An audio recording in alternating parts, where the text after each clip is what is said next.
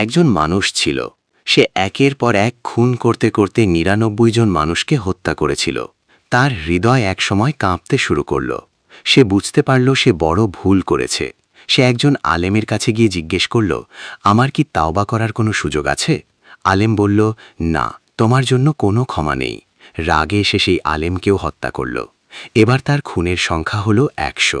তারপরেও তার মন শান্ত হল না। সে আবার একজন সত্যিকারের জ্ঞানী মানুষের কাছে গেল এবং একই প্রশ্ন করল, আমার কি তাওবা কবুল হবে? জ্ঞানী ব্যক্তি বললেন, হ্যাঁ, আল্লাহর রহমত থেকে কেউ নিরাশ হয় না। তিনি বললেন, তুমি এই খারাপ জায়গা ছেড়ে ভালো মানুষের জায়গায় চলে যাও। লোকটি রওনা দিল, কিন্তু পথেই তার মৃত্যু হল। তারপর কি হল? রহমতের ফেরেশতা আর আজাবের ফেরেশতার মধ্যে তর্ক শুরু হলো। শেষে আল্লাহর হুকুমে মাপা হলো।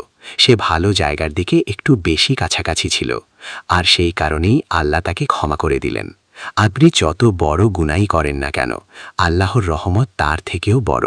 তাই আজই ফিরে আসুন, তাওবা করুন।